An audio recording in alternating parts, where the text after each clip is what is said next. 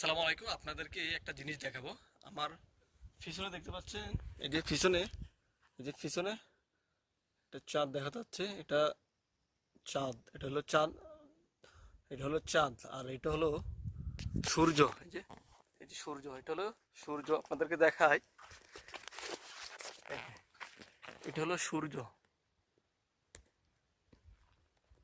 মানে এটা, এই যে চাঁদ এবং সূর্য দুটোটাই কিন্তু খুব সুন্দরভাবে দেখা যায়। এই যে দেখেন, এই চাঁদ দেখছেন, এখানে চাঁদ এবং সূর্যটা খুব সুন্দরভাবে দেখা যায়।